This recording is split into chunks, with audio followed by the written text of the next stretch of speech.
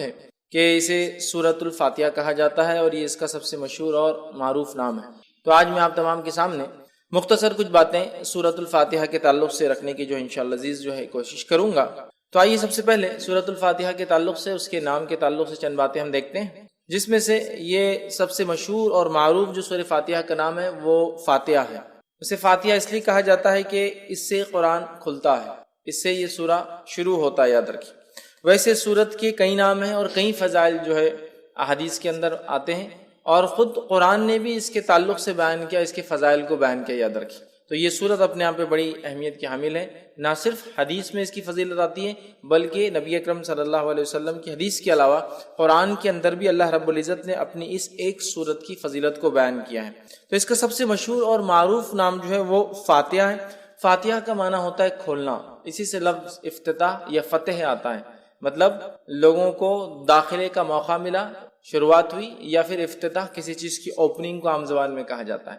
تو چونکہ قرآن اس سے شروع ہوتا ہے اسی لیے اس کو فاتحۃ الکتاب بھی کہتے ہیں، قرآن کو شروع کرنے والی سورت، یا قرآن کو کھولتے ہی سب سے پہلی جس سورت پہ انسان کی نظر پڑتی ہے وہ سورۃ الفاتحہ ہے۔ تو یہ اس کا سب سے مشہور اور معروف نام ہے سورۃ الفاتحہ، اور میں سمجھتا ہوں اس سے بہت ساری چیزیں لوگ فاتحہ کے تعلق سے بہت ساری چیزیں ہم دیکھتے ہیں سماج میں ہوتی ہیں۔ بہرحال انشاءاللہ موقع ملا تو آگے اس کے تعلق سے رکھیں۔ تو سورۃ الفاتحہ کا سب سے مشہور اور معروف نام خود فاتحہ ہے، اس لیے کہ قرآن اس سے شروع ہوتا ہے۔ اسی طرح اس کا دوسرا مشہور اور معروف نام ہے وہ ہے ام الکتاب، کتاب کی ماں، کتاب کی اصل۔ ویسے کہتے کسی چیز کی اصل کو، اسی لیے ماں کو بھی کہا جاتا ہے عربی زبان میں، اس لیے کہ وہ اصل ہوتی ہے، اسی سے آگے کی نسلیں چلتی ہیں، اولادیں ہوتی ہیں۔ تو ام الکتاب مطلب یہ کتاب کی ماں، کتاب کی اصل، قرآن کی ماں، قرآن کی اصل، یہاں کتاب سے مراد قرآن، یاد رکھیں۔ تو اسے قرآن کا اصل کہا گیا، قرآن کی ماں کہا گیا۔ مطلب اس سورت کی اہمیت کتنی زیادہ ہے کہ گویا یہ ایک جڑ جیسا کام کرتی ہے، جیسے کہ ایک جڑ ہوتی ہے اسی سے جھاڑ آتا ہے، ٹھیک ہے۔ تو اس طرح سے یہ ام الکتاب مطلب یہ کتاب کی جڑ کہا جا رہا ہے اس سورت کو۔ اسی طرح سورۃ الفاتحہ کا ایک مشہور اور معروف نام ہے ام القرآن، قرآن کی ماں، قرآن کی جڑ۔ مطلب اندازہ لگائیے یہ سورت کتنی زیادہ اہمیت کی حامل ہے کہ اس کو قرآن کی جڑ کہا گیا، قرآن کی ماں کہا گیا۔ اس سے میں سمجھتا ہوں اس کی ہمیں پتہ چلتی ہے، اور نبی اکرم صلی اللہ علیہ وسلم نے جو جامع ترمذی کی روایت ہے اس میں فرمایا، کہا کہ یہی ام الکتاب ہے سورۃ الفاتحہ، یہی ام القرآن ہے سورۃ الفاتحہ، اور یہ قرآن عظیم ہے سورۃ الفاتحہ۔ تو اس حدیث کے اندر تین نام آ رہے، ایک ام الکتاب اور ایک ام القرآن، کتاب کی ماں، کتاب کی جڑ، اور کتاب بھی یاد رکھیے قرآن کا ایک نام ہے۔ دوسرا کہا جا رہا ہے حدیث کے اندر کہ ام القرآن، قرآن کی ماں، مطلب قرآن ہم سمجھتے ہیں اس کی اہمیت کیا، تو قرآن کی اصل کہا جا رہا ہے سورہ فاتحہ، مطلب قرآن کی جڑ کہا جا رہا ہے، قرآن کی اصل کہا جا رہا ہے سورۃ الفاتحہ کو۔ اور میں سمجھتا ہوں یہی اس کی فضیلت، اس کی اہمیت جاننے کے لیے کافی ہے کہ اس کو قرآن کی اصل کہا جا رہا ہے۔ اسی طرح چوتھا اس کا مشہور و معروف نام ہے وہ ہے قرآن عظیم، قرآن عظیم، یاد رکھیے قرآن عظیم مطلب بڑا قرآن۔ تو سورۃ الفاتحہ جو کہ ایک سورت ہے قرآن کی اور مختصر سی سورت ہے، 7 آیتوں پر مبنی ہے، اسے قرآن عظیم کہا جا رہا ہے۔ قرآن عظیم دیکھیے آپ، قرآن عظیم مطلب بڑا قرآن، گریٹر قرآن کہا جا رہا ہے۔ تو میں سمجھتا ہوں اس میں ایک نام تو ہے سورہ فاتحہ کا، اور ساتھ میں اس کی اہمیت بھی پتہ چل رہی ہے۔ اور اللہ رب العزت نے اسی بات کو قرآن میں یوں دہرا کہا، وَلَقَدْ آتَيْنَاكَ سَبْعًا مِّنَ الْمَثَانِي وَالْقُرْآنِ الْعَظِيمِ، اے نبی ہم نے آپ کو 7 بار پڑھی جانے والی آیت عطا فرمائی، والقرآن العظیم، اور بڑا قرآن عطا فرمایا۔ تو یہاں اس آیت کے اندر 7 بار پڑھی جانے والی آیت بھی کہا جا رہا ہے، اور کہا جا رہا ہے قرآن عظیم، ٹھیک ہے۔ قرآن خود قرآن عظیم مطلب سورۃ الفاتحہ یہ بڑی عظمت والی سورت ہے، یہ بڑی اہمیت والی سورت ہے کہ اسے ام الکتاب کہا گیا، ام القرآن کہا گیا، قرآن عظیم کہا گیا، بڑا قرآن کہا جا رہا ہے۔ اسی طرح اس کا ایک مشہور اور معروف نام ہے وہ یہ ہے کہ سبع مثانی، سبع مثانی، سبع مثانی کا معنی 7 بار پڑھی جانے والی آیتیں۔ تو سبع مثانی بھی اسے کہا جاتا ہے اس لیے کہ اس کو بار ہم پڑھتے ہیں، ہر نماز میں ہم پڑھتے ہیں، نماز چاہے کسی قسم کی ہو سورۃ فاتحہ اس کے اندر شامل ہے۔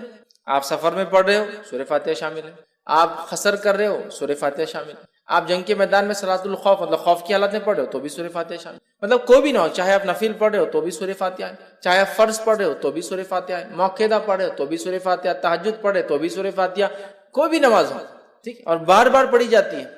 ریپیٹیٹنگ جس کو کہیں گے بار بار پڑھی جانے والی 7 آیتیں. تو 7 مثانی بھی اس سورت کو کہا جاتا ہے, سورت الفاتحہ کو یاد رکھیں, 7 مثانی. اور اسی بات کو اللہ رب العزت نے قرآن میں بیان کیا, جو کہ سورہ نمبر 15 آیت میں 87 میں اللہ نے بیان کیا, وَلَقَدْ آتَيْنَاكَ سَبْعًا مِنَ الْمَثَانِ. اے نبی ہم نے آپ کو 7 بار پڑھی جانے والی آیتیں دی, والقرآن العظیم, اور آپ کو بڑا قرآن عطا کیا, مطلب سورۃ الفاتحہ دی. تو سورہ فاتحہ کی فضیلت نہ صرف احادیث میں آتی ہے بلکہ سورۃ الفاتحہ کی فضیلت قرآن کے اندر بھی موجود ہے کہ اس کو 7 بار پڑھی جانے والی آیت کے طور پر بیان کیا گیا تھا. تو اس سورت کی یاد رکھی بڑی فضیلت ہے, بڑی اہمیت ہے. اس کے نام خود بتا رہے کہ اس کے کتنے فضائل ہیں, اور نام جو دیے گئے اس کی وجوہات بتا رہی ہے کتنی عظیم یہ سورت ہے. تو 7 مثانی, 7 بار پڑھی جانے والی آیتیں, مطلب سورۃ الفاتحہ. اسی طرح اس کا ایک اور مشہور اور معروف نام ہے جو جامع ترمذی کی ایک روایت میں آتا ہے, وہ ہے الصلاۃ, نماز. مطلب سورہ فاتحہ کو صلاۃ, نماز بھی کہا جاتا ہے. ٹھیک, آپ کہیں گے کیسے؟ تو آئیے جامع ترمذی کی روایت ہے, نبی اکرم صلی اللہ علیہ وسلم فرمایا, حدیث کے الفاظ دیکھیے اس طرح سے کہ نبی اکرم صلی اللہ علیہ وسلم فرماتے, اللہ فرماتا ہے, مطلب حدیث قدسی ہے کہ میں نے نماز کو اپنے اور اپنے بندے کے بیچ میں آدھا بانٹ لیا ہے. میں نے نماز کو اپنے اور اپنے بندے کے بیچ میں بانٹ لیا ہے, تقسیم کر دیا ہے. ٹھیک ہے. پھر آپ صلی اللہ علیہ وسلم فرمایا, جب اللہ فرماتا ہے کہ جب بندہ کہتا ہے الحمدللہ رب العالمین, تو اللہ کہتا ہے میرے بندے نے میری تعریف. مطلب جو بندہ ایک آیت پڑھتا جاتا ہے تو اللہ رب العزت اس کا جواب دیتا جاتا ہے بندے. تو یہاں اس حدیث میں جو جامع ترمذی کی روایت ہے, نبی اکرم صلی اللہ علیہ وسلم نے فرمایا کہ سورۃ الفاتحہ کے تعلق سے اس کو صلاۃ کہا گیا, الصلاۃ, مطلب اس کو نماز کہا گیا, یاد رکھیں, سورہ صلاۃ. تو اس کا ایک نام سورہ صلاۃ بھی, نماز, یاد رکھیں. اور اسی لیے علماء لکھتے ہیں اس کا نماز میں پڑھنا ضروری بھی ہے, اس لیے کہ اس کو نماز کہا گیا. مطلب اگر کوئی نماز میں اس کو نہ پڑھے تو اس کی نماز نہیں ہوگی, جو آپ صلی اللہ علیہ وسلم حدیث میں بیان کرتے ہو. اسی لیے کہا جا رہا ہے کہ اس کو نماز کہا جا رہا ہے کہ میں نے نماز کو, صلاۃ کو اپنے اور اپنے بندے کے بیچ میں بانٹ لیا ہے. جب میرا بندہ کہتا ہے الحمدللہ رب العالمین, تو اللہ رب العزت جواب دیتا ہے کہ میرے بندے نے میری تعریف کی. پھر جب بندہ کہتا ہے الرحمن الرحیم, تو اللہ کہتا ہے کہ میرے بندے نے میری جو ہے تعریف بیان کی. ٹھیک ہے. تو مطلب ایک کی بعد ایک اللہ تعالیٰ جواب دیتا جاتا ہے, یاد رکھیں. میں انشاءاللہ آگے اس کی حدیث کی پوری تفصیلات رکھوں گا آپ کے سامنے. تو یہاں اس حدیث میں اس سورت کو صلاۃ کہا گیا. ٹھیک ہے. یہ ایک اس کا مشہور اور معروف نام ہے, اور یہ 6واں نام تھا جو ہم دیکھ رہے ہیں. اسی طرح اس سورت کو سورہ الشفا بھی کہا جاتا ہے, اس لیے کہ اس کو بیماری کے علاج کے لیے یا اسی طرح جادو کے علاج کے اندر اس کو پڑھ کر دم کیا جاتا ہے. تو سورہ الشفا مطلب جس سے شفا حاصل کی جا سکتی ہے. یا اس کا ایک اور نام جو کہ ایک 8واں مشہور معروف, سورۃ الرقیہ. اسے رقیہ بھی کہا جاتا ہے. کیوں رقیہ کہا جاتا ہے؟ اس کے پیچھے ایک طویل واقعہ ہے, اس کا بس مختصر رکھتا ہوں. واقعہ یوں ہے کہ صحابہ فرماتے ہیں کہ ایک مرتبہ صحابہ کی ایک جماعت جو کہ 30 لوگوں کے جو ہے قریب صحابہ تھے, وہ ایک گاؤں, ایک بستی میں گئے. اس بستی میں جانے کے بعد ہوا یہ کہ انہوں نے کھانے پینے کے لیے کچھ مانگا, بستی والوں نے انکار کر دیا چونکہ مسلمان تھے. نتیجتاً یہ ہوا کہ ان لوگوں کو بستی سے باہر رکنا پڑا. رات کے وقت لونڈی ایک بھاگتے ہوئے آئی اور کہا ہمارے جو آقا ہے, گروپ کا جو سردار ہے, جو لیڈر ہے, اس کو ایک بچھو نے کاٹ لیا یا سانپ نے کاٹ لیا, کسی موذی چیز نے, زہریلے جانور نے کاٹ لیا. کیا آپ میں سے کوئی ہے جو جھاڑ پھونک کرے؟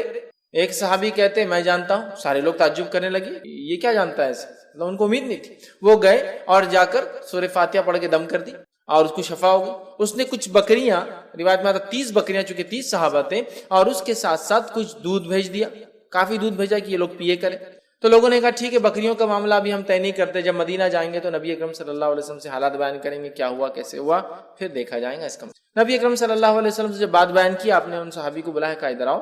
وہ صحابی آئے تو کہا تمہیں کیسے پتا سورہ فاتحہ رقیہ ہے, تمہیں کیسے پتا سورہ فاتحہ رقیہ؟ اور یہ صحابی سے جب دوسرے صحابہ نے تبھی پوچھا تھا جب وہ پڑھ کر آئے تھے, تو پوچھا کیا پڑھا؟ تو کہا سورہ فاتحہ پڑھا میں نے. تو کہا تمہیں کیا پتا ہے؟ تو مجھے نہیں پتا. بولے اس کا علاج کیسے؟ میں نے سورہ فاتحہ پڑھا, اس کو فائدہ ہو گیا. تو یہاں نبی اکرم صلی اللہ علیہ وسلم دیکھیے حدیث کے اندر الفاظ ہے کہ کہا تمہیں کیسے پتا چلا کہ یہ سورت رقیہ ہے, پڑھ ریمیڈی ہے, دم کی جانے والی چیز. تو اوپر آ رہا کیور ہے, شفا ہے, رقیہ ہے, ریمیڈی ہے, دم کرنے والی چیز ہے. تو سورت الفاتحہ کی فضیلت بھی بہرحال آ رہی ہے اور اس کا نام بھی بہرحال اس کا پتہ چل رہا ہے. تو سورہ جس کو کہیں گے شفا یا شافیہ, یا اسی طرح جو ہے سورہ جو ہے رقیہ, مطلب وہ سورت جس کو پڑھ کر دم کیا جاتا ہے. اسی طرح اس کا ایک مشہور اور معروف نام ہے الحمد. سورت الفاتحہ کا ایک معروف نام ہے الحمد. ٹھیک, چونکہ عموماً ہم دیکھتے ہیں بہت ساری صورتوں کو ہم ان کے اصل نام سے نہیں پہچانتے ہیں بلکہ ان کی ابتدا سے پہچانتے ہیں. سورہ تبارک الذی, ہے نا, سورہ تبارک الذی, مطلب ہم اس کو اصل نام سے وہ نہیں کرتے سورہ ملک, سورہ تبارک الذی, ٹھیک ہے. سورہ قل مطلب عمومی اعتبار سے قل بولے تو قل واللہ احد ہوتا ہے نا. تو اس طرح سے ہم جو ہے نام دیتے ہیں, لیکن اس کا نام اگر دیکھا جائے تو الحمد بھی ایک مشہور نام ہے, جیسا کہ الم ترا سورہ فیل, لیکن الم ترا سے مشہور ہے, تو ویسا سورہ الحمد ہے نا, الحمد یہ بھی اس کا ایک نام ہے. اسی طرح جو ہے کچھ علماء لکھتے ہیں اس کا ایک نام کنز بھی ہے, کنز مطلب خزانہ, اور کنز اس خزانے کو کہتے ہیں جو دبا ہوا اور چھپا ہوا ہوتا ہے, مطلب اوپن نہیں ہوتا ہے, کلیئر نہیں, سامنے نہیں ہوتا, تو کنز بھی کہا جاتا ہے. کچھ لکھتے ہیں اس کو سورہ کافیہ بھی کہا جاتا ہے, مطلب یہ ساری صورتوں پر کفایت کر جاتی ہے, لیکن اس پر کوئی صورت کفایت نہیں کرتی. مطلب اگر یہ ہو تو ساری صورتوں پہ کفایت کر جاتی, کافی ہو جاتی ہے, لیکن اگر یہ نہ ہو تو ساری صورتیں کافی نہیں آ سکتی. تو بہرحال اس کے کئی نام مشہور اور معروف ہے, جس میں سے 7 8 9 تو بڑے معروف نام ہیں, اور 2 نام میں نے اور بھی رکھے آپ کے سامنے. تو بہرحال ان کے نام خود بتا رہے ہیں ان کی فضیلت کیا ہے, اس لیے کہ ہر نام کے پیچھے کچھ واقعہ ہے. جیسا سرخیہ, تو ارے اسے ایک فضیلت پر چلے, اس کو دم کیا جا سکتا ہے, یہ ایک فضیلت ہے, ٹھیک. اور اس کے اندر 7 آیتیں ہیں, یاد رکھیں سورۃ الفاتحہ کے اندر 7 آیتیں ہیں, یاد رکھیں 7 اس کے اندر ٹوٹل آیتیں ہیں سورۃ الفاتحہ کے اندر, ٹھیک ہے. اور بسم اللہ سے یہ سورت جو ہے شروع ہوتی ہے, یاد رکھیں, ٹھیک ہے. اب اس میں اختلاف ہے کہ بسم اللہ کسی سورت کا حصہ ہوتا ہے یا نہیں ہوتا, یاد رکھیں, ٹھیک ہے. بسم اللہ کسی سورت کا حصہ ہوتا ہے یا نہیں ہوتا ہے, اس میں اختلاف ہے, سوائے اس کے کہ جو ایک بار جو ہے جو سلیمان علیہ السلام کا واقعہ آتا ہے, جس میں سلیمان علیہ الصلوۃ والسلام نے جب خط لکھا تو تب لکھا انہ من سلیمان انہ بسم اللہ الرحمن الرحیم, کہ سلیمان کی طرف سے, اور سلیمان علیہ السلام نے شروع کیا خط اللہ کے نام سے جو بڑا مہربان نہایت رحم کرنے والا ہے. اس کو چھوڑ کر یہ تو آیت کا حصہ ہے, اس کو چھوڑ کر یاد رکھیے بسم اللہ کے تعلق سے اختلاف ہے کہ آیت ہے یا نہیں ہے. اور بسم اللہ یہ ایک واحد ایسی آیت ہے یا ایسا حصہ ہے قرآن کا جس کو نہ ماننے پر کوئی انسان کافر نہیں ہوتا. سورہ کی ابتدا میں, بیچ میں نہیں, جب بیچ میں آ جائیں گا تو پھر تو ماننا لازم ہوا, جو ایک ہی جگہ آتا ہے, ٹھیک ہے. بسم اللہ الرحمن الرحیم 114 مرتبہ قرآن میں آتا ہے, 113 مرتبہ سوروں کے اوپر لگتا ہے اور ایک سورت کے اوپر نہیں لگتا ہے, ٹھیک ہے. اب بسم اللہ کو کیوں آیت مانا نہیں جاتا, کیوں مانا جاتا ہے, اس پہ ایک لمبی بحث ہے. بس میں مختصر ہی سمجھا دوں کہ اس میں خود صحابہ میں اور صحابہ کے بعد علماء کے اندر یہ اختلاف باقی رہا, تابعین تبع تابعین میں, کہ اکثر کا یہ ماننا تھا کہ بسم اللہ الرحمن الرحیم صرف سوروں کے ڈفرینسیشن کے لیے لگایا جاتا ہے, فرق کرنے کے لیے کہ دوسرا سورہ چالو ہو رہا ہے, بس اس وجہ سے اس میں اختلاف ہے کہ آیت ہے یا فرق کرنے کے لیے لگایا جاتا ہے. اور سورہ انفال اور سورہ توبہ کو بہت سارے صحابہ ایک ہی صورت مانتے تھے, جس کی وجہ سے سورہ توبہ کے اوپر بسم اللہ نہیں آتا ہے, کیونکہ پورا واقعہ جنگ سے متعلق ہے, مال غنیمت سے متعلق ہے, جنگ میں کیا کرنا ہے, یہ ساری چیزیں تفصیلات ڈسکس ہو رہی ہے. سمجھ رہے آپ؟ تو لہٰذا سورہ انفال اور سورہ توبہ کی تھیم ایک ہی ہے, تو بہت سارے صحابہ اس کو ایک ہی صورت مانتے تھے, سورہ انفال سے شروع کر کے سورہ توبہ کے آخر تک ایک ہی صورت مانتے تھے, اس وجہ سے بیچ میں بسم اللہ نہیں لگاتے تھے, سمجھا. تو باقی پہ ان کا کہنا تھا کہ یہ فرق کرنے کے لیے لگایا جاتا ہے. لیکن ایسی کچھ روایتیں ملتی, جیسے کہ حدیث کے اندر آتا ہے, نبی اکرم صلی اللہ علیہ وسلم نے فرمایا, صحیح مسلم کی روایت آپ نے فرمایا, مجھ پر ابھی ایک سورت نازل ہوئی. صحابہ بیٹھے تھے, صحابہ نے کہا کون سی سورت, تو آپ صلی اللہ علیہ وسلم نے فرمایا بسم اللہ الرحمن الرحیم, اور آپ نے اس کے بعد سورت کو تلاوت کی, انا اعطیناک الکوثر, یہ سورۃ الکوثر تلاوت کی. تو یہاں پڑھا بسم اللہ الرحمن الرحیم انا اعطیناک الکوثر, سمجھ رہے ہیں. تو یہاں بسم اللہ آپ نے لگا دیا. تو کچھ علماء لکھتے ہیں بسم اللہ حصہ ہے اور ہر سورت سے پہلے پڑھنا چاہیے, کچھ نے کہا نہیں ہے. لیکن سورہ فاتحہ کے اندر جمہور کا یہ قول ہے, جمہور علماء کا یہ قول ہے کہ یہ جو ہے اس کا حصہ ہے سورہ فاتحہ کے حد تک, چونکہ اگر بسم اللہ کو نہ پڑھا جائے تو پھر 6 آیتیں بچتی ہیں. تو ان کا قول یہ ہے, لیکن اس کو جہر میں نہیں پڑھا جائے گا, سر میں پڑھا جائے گا. آیت کا حصہ تو ہے لیکن اس کو جہر میں نہیں پڑھا جائے گا, سر میں. کیوں جہر میں نہیں پڑھا جائے گا اور سر میں پڑھا جائے گا؟ تو اس تعلق سے یہ دیکھا گیا کہ بہت سارے صحابہ اس کو جہر میں نہیں پڑھتے تھے, اور خلفائے راشدین بھی چاروں بھی اس کو جہر میں نہیں پڑھتے, لہٰذا اکثریت نے نہیں پڑھا. لیکن کچھ قیرتوں کے اندر بسم اللہ بھی پڑھا جاتا, جیسا مدینے کے اندر پڑھا جاتا تھا, مکے میں نہیں پڑھا جاتا تھا.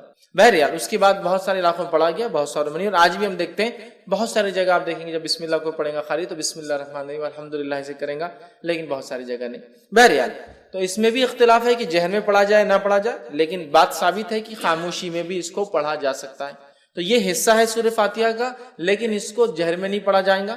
بسم اللہ الرحمن الرحیم امام دل میں پڑھیں گا, الحمدللہ رب العالمین, اس کے بعد سے اس کو جہر میں پڑھیں گا, جہاں جہری نماز ہے. اور سرجہ نماز ہے تو وہاں تو سوال ہی نہیں آتا, ٹھیک ہے.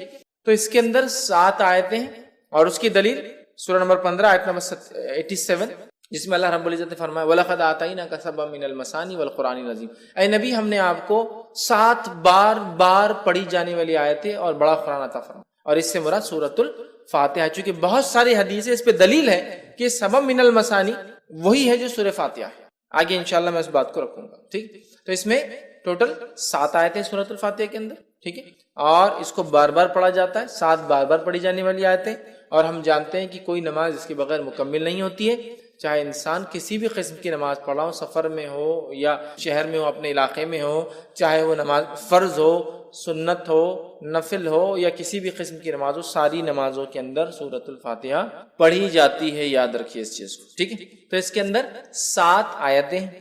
اسی طرح اس کی فضیلت میں جو بات آتی وہ یہ ہے کہ مسند احمد کی روایت ہے، نبی اکرم صلی اللہ علیہ وسلم کے تعلق سے ایک واقعہ یوں آتا ہے کہ ایک صحابی فرماتے، ابو سعید معلّہ رضی اللہ عنہ فرماتے ہیں کہ میں نماز پڑھ رہا تھا، رسول اللہ صلی اللہ علیہ وسلم نے مجھے کہا کہ میرے پاس آؤ، لیکن میں نماز میں تھا، میں نے نماز کو مکمل کیا، نماز مکمل کر کے نبی اکرم صلی اللہ علیہ وسلم خدمت میں حاضر ہوا، آپ کو سلام کیا، تب نبی اکرم صلی اللہ علیہ وسلم نے پوچھا جب میں نے تمہیں پہلے آواز دی تھی تم نے جواب کیوں نہیں دیا؟ تو انہوں نے کہا اللہ کے رسول صلی اللہ علیہ وسلم میں نماز کی حالت میں تھا، نماز پڑھ رہا تھا۔ تو کہا کیا تم نے اللہ کا یہ احکام نہیں سنا کہ جب رسول اللہ صلی اللہ علیہ وسلم تمہیں اس چیز کی طرف بلائے جو تمہیں زندگی دیتی ہے، ٹھیک ہے، تو تم اس آواز کو جو ہے جواب دو، واپس آؤ۔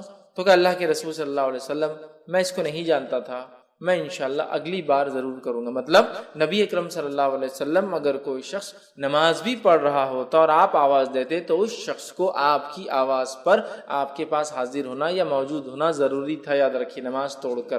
یہ بات آ رہی کہ تم کیوں نہیں آتے؟ کہا میں نماز پڑھتا ہوں۔ کہا نماز پڑھتے کیا تم نے یہ نہیں سنا اللہ کا حکم؟ ٹھیک، تو کہا میں اب آئندہ اس بات کو یاد رکھوں۔ تو کہا میں تمہیں اس مسجد سے نکلنے سے پہلے جو ہے قرآن کی سب سے بڑی سورت سے، اس مسجد سے نکلنے سے پہلے قرآن کی سب سے بڑی سورت، اور آپ صلی اللہ علیہ وسلم بات کرتے کرتے آگے جا رہے تھے اور صحابی کہنے لگے مجھے ڈر لگنے لگا کہ اللہ کے رسول صلی اللہ علیہ وسلم مسجد سے باہر نکل جائیں گے اور میرے کو سورت تو نہیں سکھائی سب سے بڑی۔ تو فوراً جب مسجد کے دروازے پر آئی کہ اب نکل جائیں گے، مطلب اس کے اینڈ پر آئے، تو کہا اللہ کے رسول صلی اللہ، آپ نے کہا مجھے آپ قرآن کی سب سے بڑی سورت سکھائیں گے۔ کہا آپ نے بتائیں؟ تب نبی اکرم صلی اللہ علیہ وسلم نے کہا الحمدللہ رب العالمین، یہ قرآن کی سب سے بڑی سورت ہے، الحمدللہ رب العالمین، یہ قرآن کی سب سے بڑی سورت، ٹھیک ہے۔ اور پھر کہا یہی جو ہے 7 مثانی ہے، 7 بار پڑھی جانے والی آیتیں، یہی ام القرآن ہے اور یہی قرآن عظیم، یہ 7 بار پڑھی جانے والی آیتیں، یہی بڑا قرآن ہے اور یہی قرآن کی اصل ہے، جڑ ہے، ماں ہے۔ سب سے بڑی سورت کا قرآن کس کو؟ سورۃ الفاتحہ کو۔ اس کا نمبر 1 ہونا خود اپنے آپ میں دلیل ہے کہ اس کی کتنی اہمیت ہے سورۃ الفاتحہ۔ آئیے دوسرا واقعہ لیتے ہیں، یہ جامع ترمذی کی روایت ہے۔ ابی بن کعب رضی اللہ عنہ جو ہے نماز پڑھ رہے تھے، نبی اکرم صلی اللہ علیہ وسلم نے آواز دی تو انہوں نے جواب نہیں دیا چونکہ نماز پڑھتے۔ نبی اکرم صلی اللہ علیہ وسلم دوسری بار آواز دی تو انہوں نے جلدی نماز پڑھنا شروع، اسپیڈ لی، ایک دم تیزی سے، اور جلدی سے سلام پھیرا، نماز جلدی پڑھ کر اور گئے اور سلام کیا اور کہا اللہ کے رسول صلی اللہ علیہ وسلم میں نماز پڑھا۔ تو کہا جب میں نے تمہیں آواز دی تو تم نے مجھے جواب کیوں نہیں دیا، آئی کیوں نہیں؟ تو کہا اللہ کے رسول صلی اللہ علیہ وسلم میں نماز میں تھا۔ تو کہا تم نے کیا اللہ کا یہ احکام نہیں سنا کہ جب اللہ کے رسول تمہیں اس چیز کی طرف بلائے جو تمہیں زندگی دیتی ہے، یہ آیت نہیں سنی؟ تو کہا سنی۔ تو کہا انشاءاللہ میں آئندہ یاد رکھوں گا اور آپ کی آواز آتے ہی میں آ جاؤں۔ پھر اس کے بعد نبی اکرم صلی اللہ علیہ وسلم نے ان سے کہا کہ میں تمہیں ایک ایسی سورت سکھاؤں گا آج مسجد سے نکلنے سے پہلے، جو سورت اس سے پہلے نہ توریت میں نازل ہوئی، نہ زبور میں نازل ہوئی، نہ انجیل میں نازل ہوئی، نہ فرقان میں نازل ہوئی، 4 کتابوں کا نام لیا، نہ فرقان میں نازل۔ تو یہ بڑے خوش ہو گئے، کہا بالکل سکھائیے۔ نبی اکرم صلی اللہ علیہ وسلم ان سے ہاتھ ملائے ہوئے تھے، ہاتھ میں ہاتھ تھا، اور نبی اکرم صلی اللہ علیہ وسلم ان کے ساتھ ساتھ چل رہے تھے، ہاتھ میں ہاتھ تھا اور دونوں چل رہے تھے۔ اور آپ صلی اللہ علیہ وسلم نے فرمایا تھا مسجد سے نکلنے سے پہلے تم کو میں جو ہے ایک ایسی سورت سکھاؤں گا جو نہ توریت میں نازل ہوئی، نہ زبور میں، نہ انجیل میں، نہ فرقان میں۔ ابی بن کعب رضی اللہ عنہ فرمانے لگے کہ مجھے اب ڈر تھا کہ اللہ کے رسول صلی اللہ علیہ وسلم مسجد سے باہر نکل جائیں گے اور مجھے بھی سکھائی نہیں وہ سورت۔ تو میں نے کہا اللہ کے رسول ہم مسجد سے بس باہر نکل رہے ہیں، وہ سورت آپ نے نہیں سکھائی۔ تب نبی اکرم صلی اللہ علیہ وسلم نے ان کو فرما کہا قسم ہے اس ذات کی جس کے ہاتھ میں میری جان ہے، وہ سورۃ الفاتحہ، الحمدللہ رب۔ سورۃ الفاتحہ یہ وہ سورت ہے قرآن کی جو اس سے پہلے نہ توریت میں نازل ہوئی، نہ زبور میں نازل ہوئی، نہ انجیل میں نازل ہوئی، اور نہ ہی فرقان میں آپ نے کہا، قرآن میں اب ہو گئی ہے، اس سے پہلے کبھی نازل نہیں ہوئی۔ ایک روایت میں اس طرح کے الفاظ آتے ہیں کہ ایک آواز نبی اکرم صلی اللہ علیہ وسلم ایک مرتبہ سنی، جبرائیل علیہ السلام سے پوچھا یہ آواز کیسی تھی؟ تو کہا آج جنت کا ایک ایسا دروازہ کھولا گیا، آج آسمان کا ایک ایسا دروازہ کھولا گیا جو اس سے پہلے کبھی نہیں کھولا گیا تھا، اور فرشتے سورۃ الفاتحہ لے کر آئے، مطلب اسپیشل آئی، اسپیشل فرشتے آئے، اسپیشل ہوئی ساری چیز۔ سمجھے, جو دروازہ اس سے پہلے کبھی نہیں کھلا. تو سورۃ الفاتحہ ایک ایسی سورت ہے جو اس سے پہلے کسی امت کو نہیں دی, یہ اس کی فضیلت ہے, کسی امت کو نہیں دی گئی. یہ سب سے بڑی سورت ہے قرآن کی, کسی امت کو, کسی قوم کو, کسی نبی کو, کسی کو یہ سورت نہیں دی گئی, سورۃ الفاتحہ. اسی طرح اس کے فضائل کے اندر ایک فضیلت یہ آتی ہے کہ نبی اکرم صلی اللہ علیہ وسلم نے 3 مرتبہ, صحیح مسلم کی روایت, 3 مرتبہ کہا اور فرمایا 3 مرتبہ کہا. الفاظ یہ تھے آپ نے کہ جس نے نماز پڑھی اور سورہ فاتحہ نہیں پڑھی اس کی نماز مکمل نہیں. 3 مرتبہ دہرایا, جس نے نماز پڑھی اور اس میں سورہ فاتحہ نہ پڑھی اس کی نماز مکمل نہیں. 3 مرتبہ آپ نے دہرایا. ابو ہریرہ رضی اللہ عنہ جو اس حدیث کو روایت کر رہے تھے, لوگوں نے کہا کہ ابو ہریرہ امام کے ساتھ بھی, تو کہا امام کے ساتھ بھی, جب امام کے ساتھ ہو تو اپنے جی میں پڑھ لیا کرو. جب امام ہو قرات کر رہا ہو تب, تو کہا اپنے جی میں پڑھ لیا کرو, دل میں پڑھ لیا کرو پھر, لیکن تب بھی پڑھنا ہے تم. ٹھیک.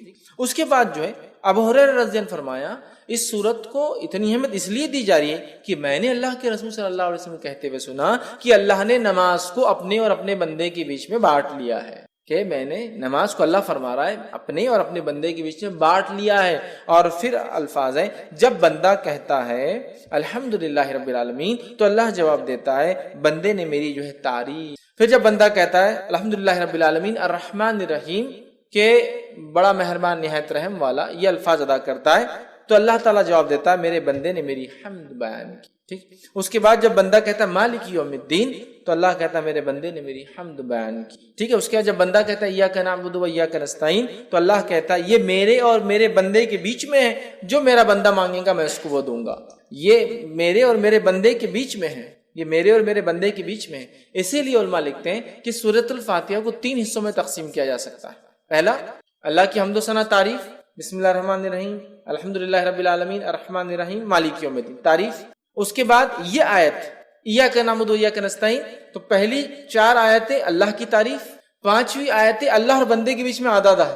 حدیث کے الفاظ بھی یہ میرے بندے اور میرے بیچ میں ہے اور میرے بندے نے جو مانگا میں اسے بیچ میں. تو علماء لکھتے ہیں بیچ میں, مطلب اس میں دونوں باتیں, اے اللہ ہم تیری ہی عبادت کرتے ہیں اور تجھی سے مدد طلب کرتے ہیں. آدھی آیت اللہ کے لیے آدھی بندے کے لیے ہوئی, اپنا تیری عبادت کرتے ہیں تجھی سے مدد طلب کرتے ہیں. ٹھیک. اہدنا الصراط المستقیم صراط الذین انعمت علیہم غیر المغضوب علیہم ولا الضالین, یہ پورا بندہ دعا کر رہا ہے. تو پہلی 4 آیتیں اللہ کی تعریف, 5ویں آیتیں بندے اور اللہ کے بیچ میں, اور باقی کی 2 آیتیں بندے نے اپنی دعا کی. 3 حصوں میں تقسیم کرتے ہیں, اللہ کی حمد و ثنا, اللہ اور بندے کے بیچ, اور بندے نے اپنی. ٹھیک. تو یہاں اللہ کہتا ہے یہ میرے اور میرے بندے کے بیچ میں ہے, میرے بندے کو وہ دوں گا جو اس نے خواہش کی ہے, جو اس نے مانگا ہے. پھر جب بندہ کہتا ہے اہدنا الصراط المستقیم صراط الذین انعمت علیہم غیر المغضوب علیہم ولا الضالین, تو اللہ کہتا ہے یہ میرے اور میرے بندے کے بیچ میں, میرے بندے کو میں وہ دوں گا جو اس نے مجھ سے مانگا ہے. مطلب جو دعا ہم نے کی, اے اللہ ہم تجھی سے مدد طلب کرتے ہیں, اہدنا الصراط المستقیم ہمیں سیدھا راستہ دکھا, صراط الذین انعمت علیہم ان لوگوں کا راستہ دکھا جس پہ تیرا انعام ہوا, غیر المغضوب ان لوگوں کے راستے پہ مت چلا جن پر تیرا غضب ہوا, ولا الضالین اور ان کے راستے پہ نہ چلا جو اپنی راہ سے بھٹک گئے. آمین ہم کہتے ہیں. تو بندہ اللہ کہتا ہے میرے بندے نے جو مانگا میں اسے. ٹھیک ہے. تو اسی لیے اس کا پڑھنا ابو ہریرہ رضی اللہ عنہ فرماتے ضروری نماز میں. کیوں کہ نماز کہا گیا کہ اللہ نے نماز کو اپنے اور اپنے بندے کے بیچ میں آدھا آدھا بانٹ لیا ہے, یاد رکھ. ٹھیک ہے. اسی طرح دیکھتے ہیں کہ سورۃ الفاتحہ کی ایک فضیلت جو ہم دیکھ چکے ہیں, صحیح مسلم کی روایت ہے کہ یہ رقیہ ہے, اس کو دم کیا جا سکتا ہے نا, اس میں شفا ہے, جیسا کہ جادو ہو جائے, ٹھیک ہے, تو اس کو پڑھا جا سکتا ہے. ٹھیک ہے. تو اس کے علاج ہے, مطلب ایک قسم کا, یا زہریلا جانور کاٹ لے تب اس کو دم کیا جا سکتا ہے, یاد رکھیے. تو یہ بھی اس کی فضیلت ہے. ویسے اس سورت کی کئی فضیلتیں احادیث کے اندر آتی ہے, اور اس کے فضائل پر, اس کی اہمیت پر, اس کے معنی اور مفہوم کو ایکسپلین کرنے میں لوگوں نے جلدیں لکھ دی, یاد رکھیں جلدیں لکھ دی. جیسا کہ مشہور اور معروف جو مولانا ابوالکلام آزاد کی ایک مشہور کتاب ہے سورۃ الفاتحہ کی, انہوں نے تفسیر کی. میں سمجھتا ہوں 200-250 پیجز کی صرف ان 7 آیتوں کی تفسیر ہونے. تو بہت بہرحال اس کی تفسیر, اس کی فضائل, اس کے فوائد, اور اس سورت کے کیا فائدے ہوتے ہیں, اس کی کیا اہمیت ہے, اس کے ہر حرف ہر معنی کی کیا اہمیت ہے, اس لیے کہ اس کو قرآن کی جڑ کہا جا رہا ہے, اصل کہا جا رہا ہے, ماں کہا جا رہا ہے. تو ظاہر سی بات ہے کہ معمولی جو ہے سورت نہیں ہے, یہ معمولی چیز, قرآن عظیم کہا جا رہا ہے, معمولی بات نہیں. 7 بار بار پڑھی جانے والی آیتیں معمولی نہیں, نماز میں پڑھنا ضروری معمولی نہیں ہے. ٹھیک ہے. بہرحال یہ چند فضائل تھے جو میں نے آپ کے سامنے رکھی. آئیے اب چند باتیں اس کے معنی کے تعلق سے 7 آیتوں کو ہم مختصر دیکھتے ہیں. اللہ تعالیٰ فرماتا ہے بسم اللہ الرحمن الرحیم، اللہ کے نام سے جو بڑا مہربان نہایت رحم کرنے والا ہے. میں سمجھتا ہوں بسم اللہ الرحمن الرحیم کیا ہے، اس کے کیا فضائل ہیں، اس کے کیا فوائد ہیں، اس کی کیا ثمرات ہیں، اس سے کیا کیا ہو سکتا ہے، میں سمجھتا ہوں آپ سب جانتے ہیں. اگر کسی انسان کو کچھ نہ سمجھتا ہو، کچھ نہ آتا ہو اور کسی کام کی شروعات کرتا ہو تو بس بسم اللہ الرحمن الرحیم پڑھ لے. نبی اکرم صلی اللہ علیہ وسلم حدیث سے فرماتے جب کھاؤ تو بسم اللہ پڑھو، ہے نا. جب کسی چیز کو کھولو تو بسم اللہ پڑھو، جب کسی چیز کو ڈالو، پانی اگر مشکی سے ڈالے تو بسم اللہ پڑھو، چیزوں پر ڈھاکو تو بسم اللہ پڑھو، دروازے کھولو تو بسم اللہ پڑھو، دروازے بند کرو تب بسم اللہ پڑھو، ہے نا.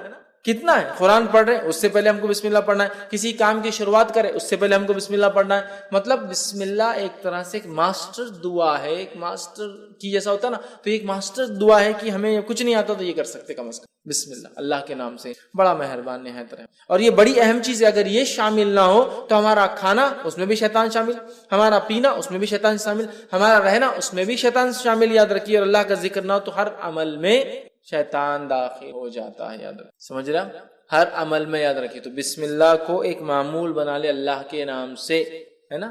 وضو کرنا ہے تب بھی بسم اللہ پڑھنا ہے نا، کہ اس کا وضو نہیں جس نے بسم اللہ نہیں پڑھا. مطلب بڑا اہم ہے، بڑا اہم ہے. بھول جاتے ایک الگ بات ہے لیکن بڑا اہم ہے. یاد رکھیے بسم اللہ، یاد رکھیے. تو یہاں سورہ فاتحہ شروع ہو رہی بسم اللہ الرحمن، اللہ کے نام سے بڑا مہربان نہایت رحم کرنے والا. تو ہمیں بھی چاہیے ہم جب قرآن کو پڑھے تو بسم اللہ سے چالو کرے، ہر کام کرے تو بسم اللہ سے چالو کرے، اور بسم اللہ اللہ کے نام سے.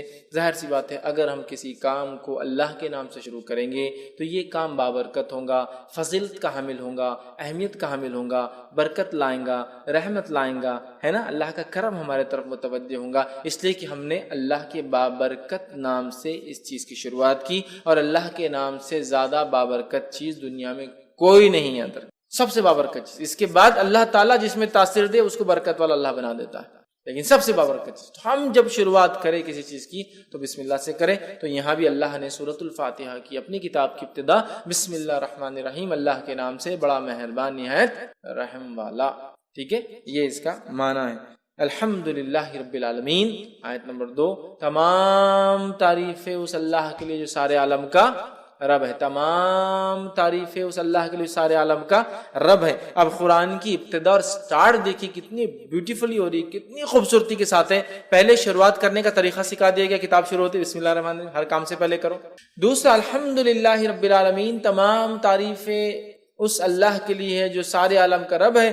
تعریف حمد کرنے یا حمد کسی کی جائے تو وہ صرف اللہ کی ذات ہے، یہ بتا دیا گیا. اور اللہ رب العزت کون ہے، انٹروڈکشن بھی آ جا رہا ہے دوسری آیت کے اندر، الحمدللہ رب العالمین، تمام تعریفیں اس اللہ کے لیے ہے جو سارے عالم کا رب ہے. مطلب اللہ تعالیٰ کوئی لوکل، علاقائی، ٹرائبل یا ریجنل گاڈ نہیں ہے. جس رب کی ہم تعریف کر رہے ہیں وہ رب سارے عالم کا رب ہے، جس کی ہم تعریف، سارے عالم، سارے عالم، عالم جو کچھ وجود میں ہے سب عالم، جو کچھ وجود میں سب عالم میں. تو تمام تعریفیں اس اللہ کے لیے جو سارے عالم کا، تمام چیزیں جو وجود میں لائی ہے اس نے، ان سب کا رب.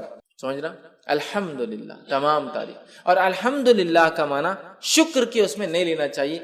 حالانکہ حمد میں شکر شامل ہے لیکن شکر میں حمد شامل نہیں ہے. کیوں کہہ رہا ہوں میں؟ جنرلی اردو سپیکنگ میں کیا ہوتا ہے ہمارے پاس، الحمدللہ کا معنی کیا لیتے ہیں ہم لوگ، اللہ کا شکر ہے. اب پرابلم کیا ہوتی ہے، حمد میں شکر شامل ہے لیکن شکر میں حمد شامل نہیں ہے. سمجھ رہے آپ؟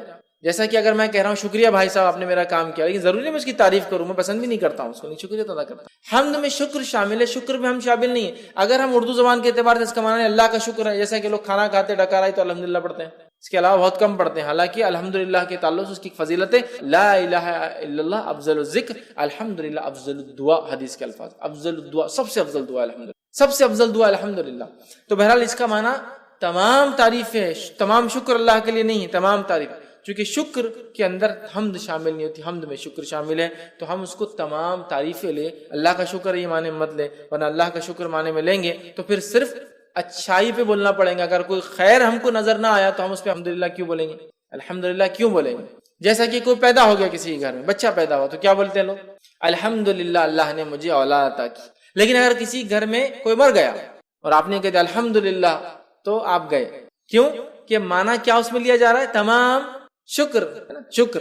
تو ارے یار یہ موت پہ تم بول رہے، جب کہ الحمدللہ تمام تعریف ہے. تو کوئی پیدا ہو بھی تو تعریف اللہ کی، کوئی بیمار ہو بھی تو تعریف اللہ کی، کوئی مر جائے بھی تو تعریف اللہ کی، دنیا میں خیر بھی آئے تعریف اللہ کی، شر بھی ہمارے اوپر آئے جو کہ آزمائش تعریف اللہ کی، تعریف اللہ کی یاد رکھیے چاہے حالت سے ہم جو بھی گزرے. تو الحمدللہ رب العالمین، تمام تعریف ہے اللہ کے لیے جو سارے عالم کا، عالم سے مراد ہر وہ چیز جو ایگزسٹنس میں، ہر وہ چیز جو وجود میں، انسانوں کا عالم، جنوں کا عالم، فرشتوں کا عالم، کیڑے مکوڑوں کا عالم، مچھلیوں کا عالم، جانوروں کا عالم، چرند پرند کا عالم، تمام چیزیں جو کچھ ہے، کائناتوں کا عالم یاد رکھیے، لا تعداد کائنات ہے جو اللہ نے، تمام عالموں کو آپ دیکھیں تو آپ تعجب کریں گے. تمام تعریف ہے اس اللہ کے لیے، سارے عالم کا رب ہے، ان سب کو بنانے والا ہے. اس لیے کہ اگر اس عالم پہ کوئی غور کرے نا تو بنانے والے کی ذات پر خود ایمان لاتا ہے، جتنی چیزیں اس نے بنائی. اور رب کہتے عربی زبان میں، رب کہتے اس ذات کو کہ جب جتنا ضرورت ہو اتنا دینے والا، اس کو کہتے رب.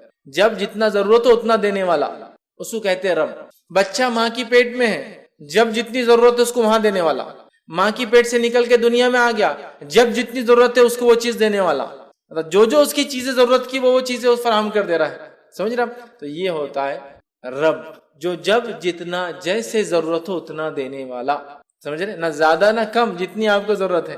تو الحمدللہ رب العالمین، تمام تعریف اس اللہ کے لیے ہے جو سارے عالم کا رب ہے. یاد رکھیے. اور عالم میں کیا کہوں، اگر ایک انسان رب کا انکار کرتا ہے، اگر عالم پہ بھی غور کرے تو رب پر ایمان لائے گا کہ نہیں بنانے والا ہے، اور اس نے ہر چیز کو اتنا دیا جتنی اس کو ضرورت تھی. یہ بڑی بات. تو قرآن کی ابتدا ایک یونیورسل میسج کے ساتھ ہو رہی ہے کہ یہ کتاب اس رب کی طرف سے آئی ہے جو سارے عالم کا رب ہے. یہ کوئی local God, regional God, tribal God کی بات نہیں ہو رہی. یہ ایک ایسے ڈیٹی کی، ایک ایسے پالن کرتا رچیتا کی بات ہو رہی ہے. یہ ایسے خالق کی بات ہو رہی، بنانے والے کی، جو سارے عالم کا بنانے والا. سمجھ؟ تمام تعریف اس اللہ کے جو سارے عالم کا. اللہ سب کا رب ہے، یہ کوئی صرف مسلمانوں کا رب نہیں. یاد رکھیں یہ میسج سورہ فاتحہ شروع ہوتی ہے، اللہ تعالیٰ نے کنوے کر دیا. اور سارے عالم کا کوئی علاقہ یا کوئی ایریا، کوئی ریس، کوئی قوم کا بھی نہیں. یاد رکھیں کہ یہ قوم کا ہے، وہ قوم کا ہے، سارے عالم کا رب. یاد ہے جو کچھ وجود میں اللہ ان کا رب ہے. ٹھیک ہے. الحمدللہ الرحمن الرحیم، بڑا مہربان نہایت رحم کرنے والا. یاد رکھیے. اب بڑا مہربان نہایت رحم کرنے والا، اس کا کیا معنی ہے؟ تو اس کے تعلق سے ایک مشہور روایت ہے، جامع ترمذی کی حدیث ہے، اور حدیث کے الفاظ ہیں کہ اللہ تعالیٰ فرماتا ہے کہ میں اللہ رحمان نے رحم کو پیدا کیا. رحم سمجھتے ہیں؟ یوٹرس، بچے دانی، ماں کے پیٹ میں جو حصہ ہوتا ہے، جو ایک بچے کے لیے سب سے محفوظ جگہ ہوتی ہے. یاد رکھیں سب سے محفوظ جگہ رحم. اللہ فرماتا میں نے رحم کو پیدا کیا اور اسی سے اپنا نام رحمان رکھا. رحم سے نام رحمان رکھا.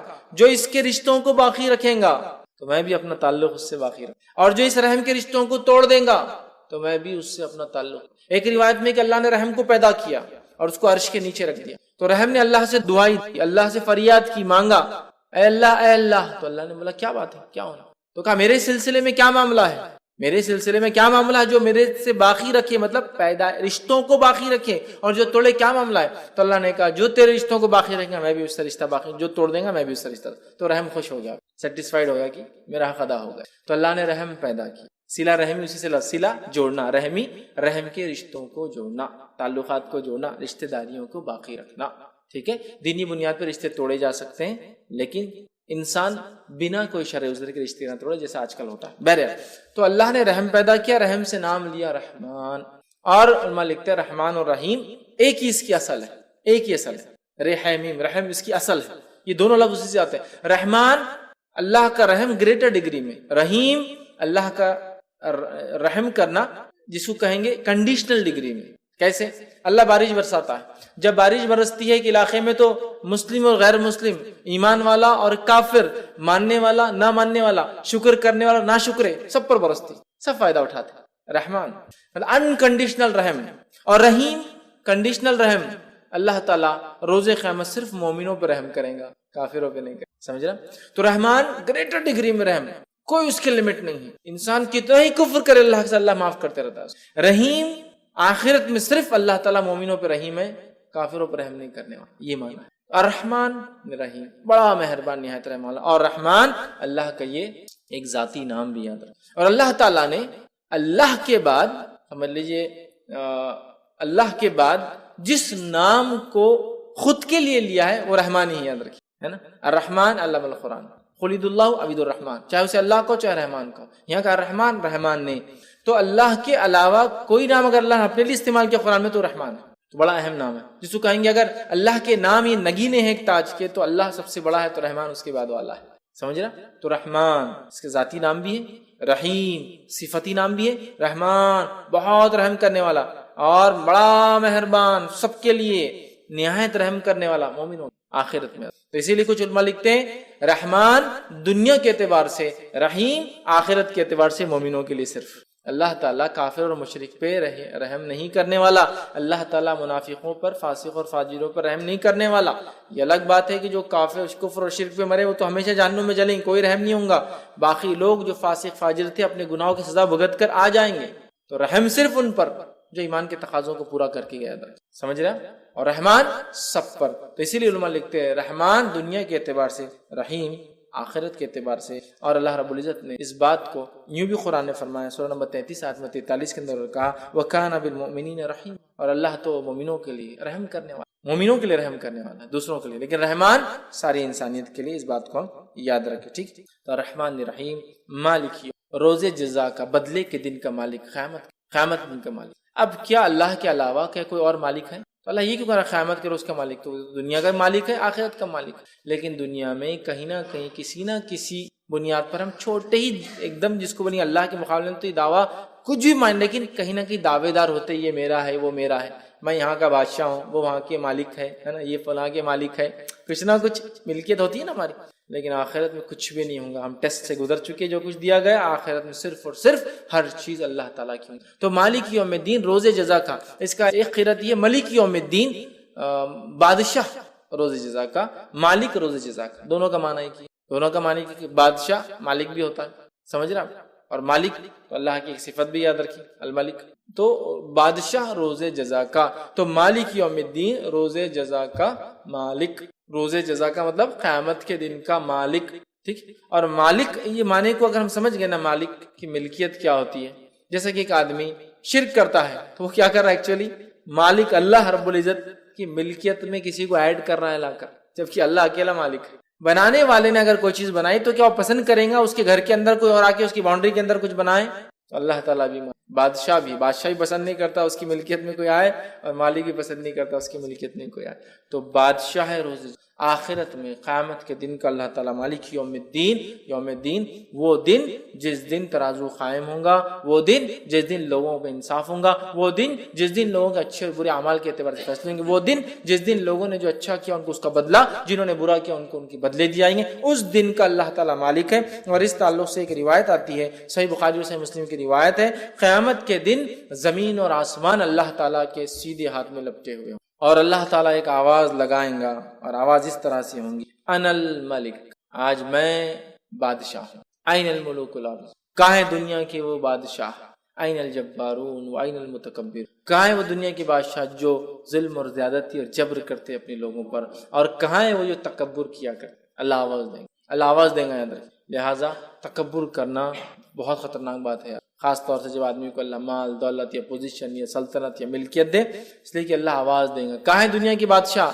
آج میں بادشاہ ہوں، آج کوئی دوسرا بادشاہ نہیں، کسی کی بادشاہت نہیں چلیں گے، آج میں بادشاہ ہوں۔ کہاں ہے دنیا کے بادشاہ؟ اللہ ان کو، کہاں ہے جو جبر و زیادتی کرتے، کہاں ہے وہ لوگ جو تکبر کرتے؟ تو اللہ تعالیٰ یاد رکھیے بدلے کے دن کا مالک ہے۔ اور اللہ رب العزت نے سورہ غافر سورہ نمبر 40 آیت نمبر 16 میں فرمایا، لمن الملک اليوم للہ الواحد، آج کس کے لیے ملکیت ہے؟ صرف اس ایک اللہ کے لیے جو واحد ہے اور قہار ہے، سمجھ رہے ہیں؟ تو آج قیامت کے روز کسی کی ملکیت نہیں ہوگی، اور زمین و آسمان اللہ کے سیدھے ہاتھ میں ہوں گے، یاد رکھیں۔ اور اللہ تعالیٰ کہیں گا کہاں ہے دنیا کی بات؟ آج میں بادشاہ، سمجھ رہے ہیں بات کو؟ تو لہٰذا اللہ بادشاہ ہے روز جزا کا، بدلے کے دن کا، جس دن جس نے جو دنیا میں کیا تھا اس کو اس کے بدلے چکائے جائیں گے، حساب اور کتاب ہوں گا اس ڈگری اور اس لیول تک کہ ایک بکری جس کو ہوں گے اس کو کسی سینگ والی بکری نے مارا ہوگا تو بغیر سینگ والی کو سینگ دیا جائے گا، وہ اس بکری کو ماریں گے جس نے دنیا میں مارا تھا، اور ان کا معاملہ ختم کر۔ صحیح مسلم کی اس دن کا اللہ تعالیٰ جو ہے مالک ہے، مالک یوم الدین۔ پھر اللہ نے فرمایا ایاک نعبد و ایاک، اے اللہ ہم تیری ہی عبادت کرتے ہیں اور تجھی سے ہی مدد طلب کرتے ہیں، اے اللہ ہم تیری بھی عبادت کرتے ہیں اور تجھ سے بھی مدد طلب کرتے نہیں ہیں، تیری ہی صرف اور صرف اے اللہ تیری عبادت اور تجھی سے مدد طلب کرتے ہیں۔ اگر اتنی بات بھی ایک بندہ سمجھ جائے نا ایک مومن بندہ، تو انشاءاللہ کم از کم مسلمان شرک نہیں کریں گے۔ حالت یہ ہے کہ ہم اس سورت کو پڑھتے ہیں، کتنی بار پڑھتے ہیں؟ خالی فرض نمازیں جو لوگ پڑھتے ہیں، خالی فرض تو 17 بار ہو جاتی ہے، فجر کی 2 رکعت، ظہر کی 4 رکعت، عصر کی 4 رکعت، مغرب کی 3 رکعت، عشاء کی 4 رکعت، 17 دفعے پڑھ رہا ہے اس کو۔ ایاک نعبد و ایاک نستعین، اے اللہ ہم تیری ہی عبادت کر اور تجھی سے ہی مدد طلب کر، تیری بھی نہیں، تیری ہی، ہے نا؟ سمجھ رہا ہوں؟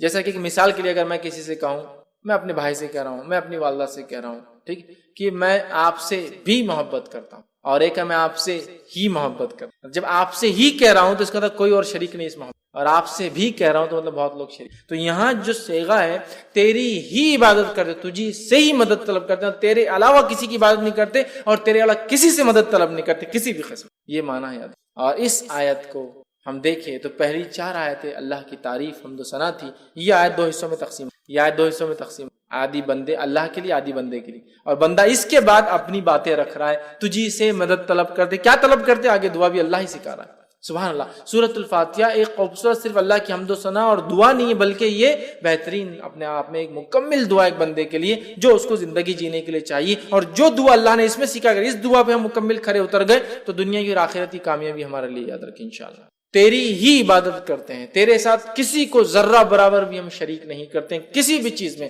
نہ تیری عبادت میں، نہ تیرے اسماء و صفات میں، اور نہ ہی تیری مطلب جس کو کہیں گے رب ہونے کے اندر، نہ تیرے نام اور جو ہے صفات کے اندر، اور نہ ہی تیری عبادت کے اندر، کسی بھی اس میں ذرہ برابر بھی کسی کو شریک نہیں، کیونکہ اللہ اس کو پسند نہیں۔ سمجھ رہا بات؟ تو اللہ تیری ہی عبادت کرتے ہیں، تجھے سے ہی مدد طلب کرتے ہیں، اور کیا اس کے بعد مدد طلب کر رہے ہیں، کیا دعا ہم اللہ سے کر رہے ہیں؟ اللہ تعالیٰ نے خود وہ دعا بھی سکھا دی۔ تو ایاک نعبد و ایاک نستعین اہدنا الصراط المستقیم، اے اللہ ہمیں سیدھے راستے پر چلا، اے اللہ ہمیں سیدھے راستے پہ چلا۔ صراط کہتے ہیں راستہ، مستقیم سیدھا راستہ، اے اللہ ہمیں سیدھے راستے پہ چلا۔ اب سیدھے راستے کی ہم دعا کرتے ہیں اہدنا الصراط المستقیم، اب یہ سیدھے راستے میں ہم کیسے چل پائیں گے بتائیے مجھے؟ اہدنا الصراط المستقیم، سیدھا راستہ دکھا۔ یہ سیدھا راستہ کیا ہے؟ میں جو راستے مجھے وہی سیدھا لگ رہا ہے، آپ جو راستے آپ کو وہ سیدھا لگ رہا ہے، دنیا کا ہر انسان جس راستے اس کو لگا وہی طریقہ، وہی سیدھا راستہ ہے۔ کون بتائیں گا سیدھا راستہ کیا ہے؟ میں شرک بدعت کر رہا ہوں مسلمان کہہ کے اپنے آپ کو صراط مستقیم پہ ہوں، سب کو باقی گمراہ سمجھ رہا ہوں، ہے نا؟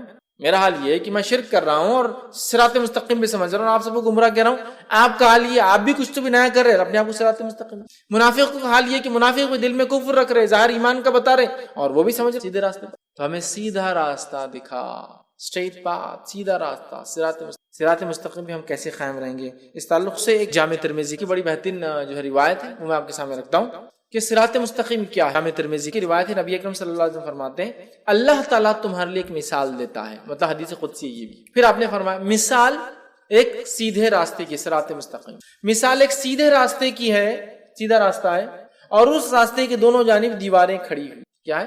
والز، دیواریں۔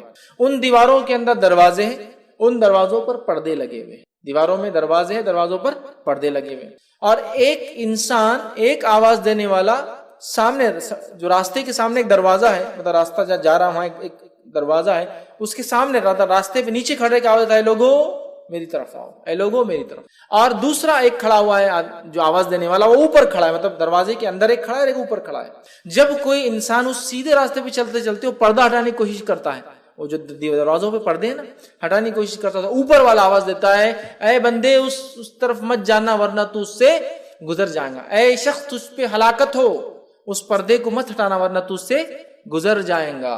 پھر آپ نے فرمایا یہ سیدھا راستہ صراط مستقیم ہے، یہ اسٹریٹ جو راستے کی بات صراط مستقیم، اس کے دونوں جانب جو دو دیواریں اللہ کی حدود ہے، لمیٹیشنز ہے، اس کے باہر بھی نہیں، اس کے باہر بھی نہیں، اس کے بیچ میں چلنا ہے، within this boundaries، یہ لمیٹیشنز ہے۔ اس میں جو دروازے بنے ہوئے تھے یہ اللہ کی حرام کردہ چیز ہے، اس پہ جو پردے لگے تھے تم کو بتا دیا گیا کہ یہ حرام ہے، بتا دیا گیا حرام ہے، جانا نہیں۔ بیچ میں جو آواز دینے والا کہتا ہے لوگوں میری طرف آؤ، میری طرف آؤ، تم صراط مستقیم پہ رہو گے، وہ قرآن ہے۔ کہتا ہے لوگوں میری طرف آؤ، تم صراط مستقیم پہ، وہ قرآن ہے۔ اور اوپر جو آواز دینے والا ہے، جب وہ آدمی پردہ ہٹانے کی کوشش کرتا ہے، حرام چیز کی طرف جانے کی کوشش کرتا ہے، تو آپ نے فرمایا وہ جو اوپر والا آواز جو دیتا ہے ایک مومن کا سچا دل ہے جو سب سے پہلے حرام چیز پر اس کے خلاف گواہی دیتا ہے، ارے مت کرو غلط ہے۔ مومن کا سچا دل ہے جو سب سے پہلے خود بولتا ہے ارے مت کرو وہ غلط ہے۔ تو صراط مستقیم پہ ہم کیسے قائم رہیں گے؟ امت مسلمہ صراط مستقیم پہ کیسے قائم رہیں گی؟ قرآن کے ذریعے میرے بھائی، اب قرآن کو چھوڑ کے باقی سب طریقوں پہ انسان چلیں گا تو کیا صراط مستقیم پہ قائم رہیں گا؟ نہیں، اس لیے کہ صراط مستقیم ایک سیدھا راستہ ہے، لیکن اس راستے میں بہت سارے شارٹ کٹس بھی کھلتے ہیں، لیکن سارے شارٹ کٹ جہنم میں جاتے ہیں۔ ابن ماجہ کی روایت ہے، نبی اکرم صلی اللہ علیہ وسلم ایک صحابی کا انتقال ہوا، تشریف فرماتے خبر کھودی جا رہی تھی، آپ نے ایک ٹہنی جھاڑ کے ہاتھ میں لی اور وہ مٹی میں خبر کی ایک سیدھی لکیر ماری اور اس پہ دائیں بائیں جانب اور لکیریں ماری اور کہا یہ بیچ کا راستہ صراط مستقیم، یہ میرا راستہ، یہ بیچ کا راستہ صراط مستقیم ہے، یہ میرا راستہ ہے۔ اور اس میں جو دائیں اور بائیں جانب لکیریں جا رہی ہے، یہ صراط مستقیم پر شیطان بیٹھے ہوئے ہیں جو لوگوں کو گمراہی کی طرف۔ تو صراط مستقیم پر شیطان بیٹھا ہوا ہوتا ہے۔ بہت سارے لوگ بولتے ہیں مسلمان اگر ایک ہے، قرآن ایک ہے، کتاب ایک ہے، کلمہ ایک ہے، نبی ایک ہے، سب چیز ایک ہے، تو پھر ان میں اختلاف کیوں؟ ان میں اختلاف تو یاد رکھیے شیطان ان کے ہی پیچھے جو صراط مستقیم پر ہے نا، شیطان انہی کے پیچھے جو صراط مستقیم ہے انہی کو تو بہکائیں گا اور بھٹکائیں گا، باقی لوگوں کو تو پہلے گمراہ کر چکا اور اطمینان کے ساتھ آرام کر رہا ہے۔ سمجھ رہے بات؟ تو اختلاف تو ہم میں ہی ہوں گا نا، کیوں؟ اس لیے کہ ہم صراط مستقیم پہ اور شیطان ہی نہیں چاہتا، سمجھا؟ تو سیدھی جو صراط مستقیم ہے نا، اسٹریٹ پاتھ، یہ راستہ ایسا نہیں ہے کہ بالکل آپ اس پہ ایک بار آ گئے تو زندگی بھر اہدنا الصراط المستقیم، اے اللہ ہم سیدھی راستے چلا۔ تو کوئی ایک آدمی جب اسلام قبول کر لیا اپنے آپ سے سوال کر سکتا کیا میں سیدھے راستے پہ نہیں ہوں؟ پھر کیوں مجھے دعا کرنے لگایا جا رہا ہے روز اہدنا الصراط المستقیم، اہدنا الصراط المستقیم، اہدنا الصراط المستقیم؟ کیوں دعا کرنے لگایا جا رہا ہے؟ اس لیے کہ صراط مستقیم پہ آنے کے بعد ہی بھٹکنا سب سے اصل کام ہے شیطان کا، صراط مستقیم پر آنے والوں کو ہی بھٹکانا، باقی کو تو لگا چکا، باقی کو جہنم کے راستے لگا چکا، منافق جہنم کے راستے لگ چکے، کافر جہنم کے راستے لگ چکے، مشرک جہنم کے راستے لگ چکے، ایمان کی طرف آئیں گے تبھی پیچھے پکڑیں گا وہ کہ اب اس کو میں بھٹکاؤں، سمجھ رہے؟ اسی لیے ہم کو ایمان والا ہونے کے ناطے تکبر نہیں کرنا ہے کہ جنت میں جائیں گے، اس لیے کہ ہمیں صراط مستقیم پر مرنے تک دعا کرنا ہے اللہ ہمیں صراط مستقیم پر قائم رکھے۔ ایمان لانے کے بعد ایک آدمی سوچ سکتا نا کیوں دعا کرنے لگا جا رہی سیدھے راستے پہ چلا؟ اس لیے کہ اب خطرہ زیادہ ہے ہمارا جس کو کہیں گے جہنم میں جانے کا، اس لیے اب شیطان ہمارے پیچھے ایڑی چوٹی کا زور لگا دے گا کہ ہمیں لے جائے، سمجھا؟ اور جہاں وہ شرک نہیں کرا سکیں گا تو چھوٹے چھوٹے گناہ کرا کے خوش رہیں گا۔ نبی اکرم صلی اللہ علیہ وسلم نے فرمایا کہ اب اس علاقے میں، عرب کے علاقے میں شیطان مایوس ہو چکا ہے کہ اس کی کبھی عبادت ہوگی، اب مایوس ہو گیا، اب نہیں، لیکن وہ تم سے چھوٹے چھوٹے گناہ کروائیں گا جن کو تم معمولی سمجھ کے کرو گے اور وہ اس میں خوش ہو جائے، سیٹسفائیڈ ہو جائے۔ تو جہاں اب شرک نہیں ہو سکتا وہاں صغائر کر کے سیٹسفائیڈ ہے وہ، جہاں وہ شرک کروا سکتا تو پہلے یہ اٹیک کرتا۔ اس لیے ہم کو ہر روز سکھایا جا رہا ہے اے اللہ ہمیں سیدھے راستے پہ چلا، سیدھے راستے۔ کیوں؟ کہ صراط مستقیم سے بھٹکانے کے لیے شیاطین بیٹھے۔ اہدنا الصراط، اے اللہ ہم سیدھے راستے چلا، صراط الذین انعمت علیہم، اس راستے پر چلا جن پر تیرا انعام ہوا، جن پر تیرا انعام ہوا، یاد رکھیں، جن پہ تیرا انعام ہوا، تیری نعمتیں تو نے برسائی، جو تیرے پسندیدہ بندے تھے، انعام ان پہ ہوں گے نا اللہ کے جو پسندیدہ بندے تھے۔ تو اہدنا الصراط، سیدھے راستے پہ چلا۔ اور کس کے راستے پہ چلا؟ مطلب اس سے پہلے کون تھے جو سیدھے راستے پہ چلے؟ وہ انعام والے لوگ۔ اہدنا الصراط المستقیم، سیدھے راستے پہ چلا، ان کے راستے پہ چلا جن پہ تیرا انعام ہوا، انعام ان پہ ہوا جو سیدھے راستے پہ چلے تھے۔ وہ کون تھے؟ من النبیین، وہ انبیاء تھے، والصدیقین، اور سچے لوگ تھے، والشہداء، اور شہید تھے، والصالحین، اور نیکوکار تھے، وحسن اولئک رفیقا، جو قرآن کی ایک آیت کا ہی حصہ یاد ہے نا، ایک لمبا واقعہ اس کے پیچھے بہرحال، لیکن انعام والے لوگ کون ہیں یہ آیت کے اندر بتا دیا گیا۔ وَمَن يُطِعِ اللَّهَ وَرَسُولَهُ فَأُولَٰئِكَ مَعَ الَّذِينَ أَنْعَمَ اللَّهُ مِنَ النَّبِيِّينَ وَالصِّدِّيقِينَ وَالشُّهَدَاءِ وَالصَّالِحِينَ وَحَسُنَ أُولَٰئِكَ رفیقا، کہ جو اللہ اس کے رسول کی اطاعت کریں گا تو وہ ہوں گا روز قیامت ان کے ساتھ، من النبیین، انبیاءوں کے ساتھ، والصدیقین، سچوں کے ساتھ، والشہداء، شہیدوں کے ساتھ، والصالحین، اور نیکوکاروں کے ساتھ، وحسن اولئک رفیقا، اور کیا ہی بہترین ساتھی۔ سمجھا؟ انعام کس پر ہو؟ چار لوگوں پر، انبیاؤں کے طریقے پہ ہم کو چلنا ہے، اور بالخصوص نبی اکرم صلی اللہ علیہ وسلم کے طریقے کی آخری نبی جو ہمیں دیے گئے، والصدیقین، اور سچوں کے طریقے پہ، جس طرح سے ابوبکر الصدیق سچے انسان تھے، سارے دنیا نے جھٹلایا، آپ نے اقرار کیا، سارے لوگ عرب کے ہنس رہے تھے کہ محمد کہہ رہے ہیں، جو مشہور واقعہ ہے کہ آپ کو لقب صدیق کیوں ملا، وہ یہ تھا کہ سارے لوگ ہنس رہے تھے کہ محمد صلی اللہ علیہ وسلم رات کے حصے میں کل گئے اور جا کر مسجد اقصیٰ سے پھر آسمانوں کا سفر کر کے آئے، دیکھو محمد، نعوذ باللہ، محمد صلی اللہ علیہ وسلم تمہارا ساتھی، کسی نے ابوبکر صدیق سے کہا تمہارا ساتھی جو ہے نعوذ باللہ پاگل ہو چکا ہے کہ وہ یہ کہہ رہا ہے کہ رات کے حصے میں مسجد اقصیٰ جو کہ 1 مہینے کا سفر، اس کے بعد آسمانوں کا سفر کر کے آیا ہے۔ ابوبکر صدیق رضی اللہ عنہ نے کہا کیا محمد صلی اللہ علیہ وسلم یہ بات کہہ رہے؟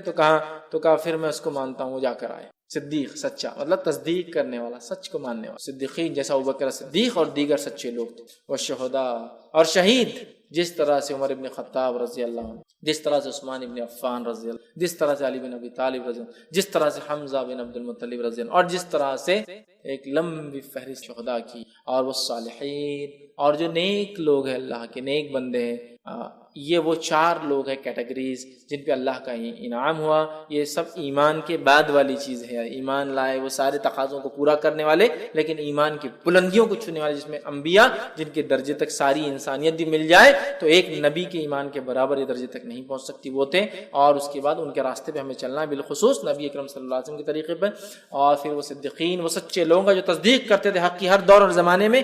آج بھی اس زمانے سے ہم گزر رہے ہیں جس زمانے میں اسلام کا انکار کرنا، حق کا انکار کرنا معمولی بات سمجھی جا رہی ہے۔ اس دور میں تصدیق کرنا کہ میں ایمان لاتا ہوں اس چیز پر، منہ ان جیسا کہا گیا، یہ ایک سچے انسان کی، مومن کی آج پہچان ہے۔ وہ شہداء، وقت پڑنے پر اپنا جان مال تو انسان لگاتا ہے، جان بھی اللہ کے راہ میں لگا دے۔ وہ صالحین اور نیکیوں پہ اڑا رہے، اس لیے کہ آج نیکی کرنا بہت مشکل۔ وحسن اولئک رفیقا، اور اللہ نے کہا کیا ہی بہترین ساتھی ہے، جو اللہ رسول کی اطاعت کرے گا تو ہوں گا 4 لوگوں کے ساتھ، اور یہ بہترین ساتھی ہے، تو یہ انعام والے لوگ ہیں۔ تو اللہ چلا ہمیں سیدھے راستے پر، کن کے راستے پر؟ جو اس راستے پہ چل چکے ہیں پہلے۔ وہ کون ہے؟ وہ 4 لوگ جن پہ تیرا انعام ہوا، وہ 4 لوگ یہ ہے، ٹھیک ہے۔ صراط الذین انعمت علیہم غیر المغضوب، اور مت چلا ان راستے پر، ان لوگوں کے راستے پر جن پر تیرا غضب ہوا۔ اس سے مراد یہود، اس سے مراد یہود، اس لیے کہ وہ ایمان والے تھے ہم سے پہلے، لیکن ایمان والے ہونے کے باوجود انہوں نے کفر کو اور شرک کو پسند، انبیاء کی نافرمانی کو پسند، اللہ کے جس کو شعار علامت انبیاء کو قتل کرنا پسند کیا، جو رب چاہتا تھا اس کی خلاف ورزی کرنے کو پسند کیا، ہفتے کو مت شکار کرو کرنا ہے پسند، سمجھ رہے آپ، نافرمانیوں کو پسند کیا، اطاعت کو چھوڑ دیا۔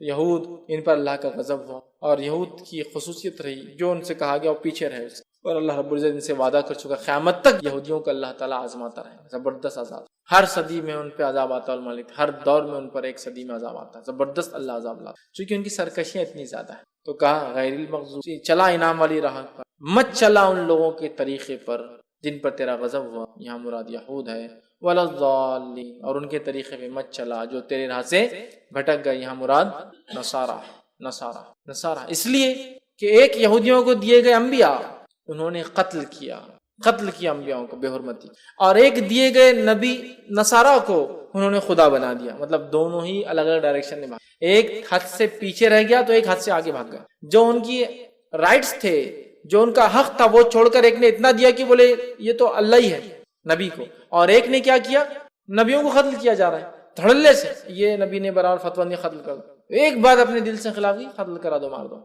سمجھ رہا بات۔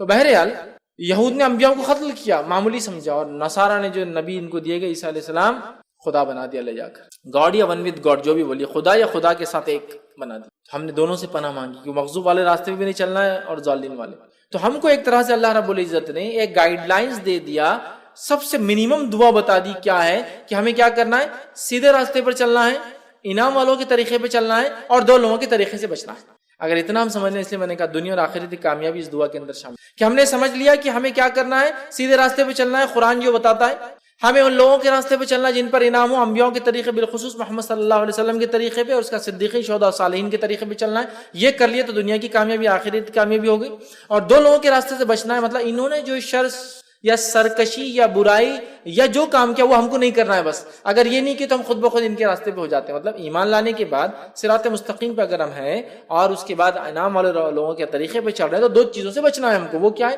جس طرح سے یہود نے کام کیا جن پہ اللہ کا غضب ہوا، اور ضالین نے کیا، اگر یہ کر لیتے ہیں انشاءاللہ عزیز تو ہم ان دونوں سے بچ گئے، اور یہ لوگوں کے طریقے پہ چل گئے تو دنیا بھی کامیاب، آخرت بھی۔ ابھی انعام والوں کی راہ کیا ہے اور کیسی ہے، یہ صراط مستقیم کیا ہے؟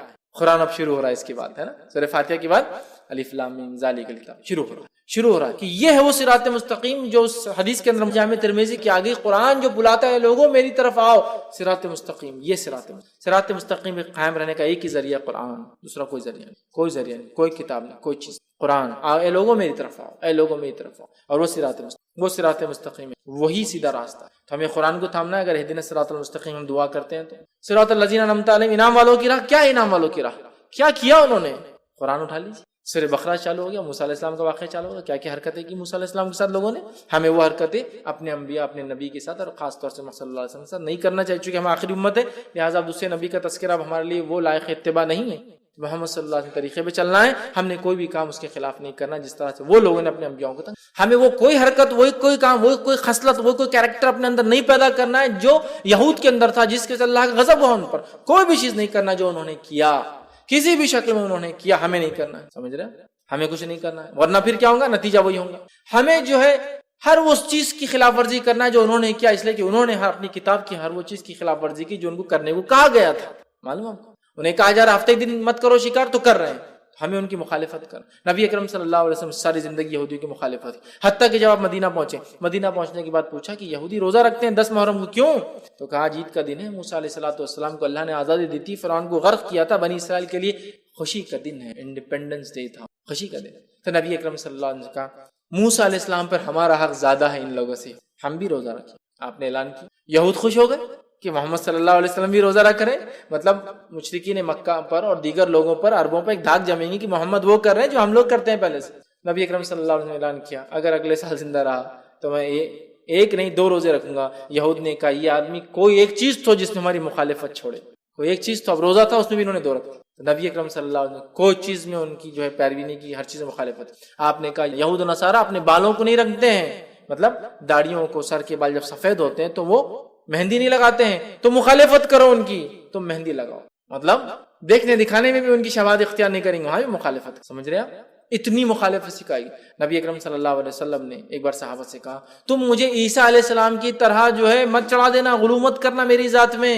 میں اللہ کا بندہ اور اس کا نبی، بس یہ میری حیثیت ہے. میں اللہ کا بندہ اور نبی ہوں. عیسیٰ علیہ السلام کے جیسا مجھے اوپر مت چڑھا دینا، اتنا اوپر مت لے جانا، مطلب ایسا کچھ مت کرنا میرے ساتھ جو انہوں نے کیا، کہ اتنا عزت، اتنا احترام، اتنا غلو کیا کہ جو ہے حد سے آگے لے کے چلے گئے عیسیٰ علیہ السلام. تو ہم دعا کریں اللہ ان 2 کے طریقے میں، اور اللہ تو ہم دعا کریں اللہ ہم سیدھی راستے میں. صراط الذین انعمت علیہم، انعام والے. صراط مستقیم کیا؟ آپ قرآن پڑھنا ہے تو بتائیں گا قرآن کیا ہے. صراط اس کو نہیں پڑھتے لوگ بول رہے صراط مستقیم. دوسرا انعام والوں کا طریقہ اور راستہ کیا ہے، یہ قرآن پڑھنا پڑے گا، وہ بتائیں گا انعام والوں کے واقعات، قصے. قرآن کیا ہے؟ انبیاء کے واقعات، نیک لوگوں کے واقعات، ایمان لانے والوں سے اللہ نے کیا سلوک کیا اور کیا بدلہ دیا، اور کافروں سے اللہ نے کیا، یہی تو سارا بھرا پڑا ہے واقعات، ہے نا. تو یہ جاننا انعام والوں کی راہ کیا ہے.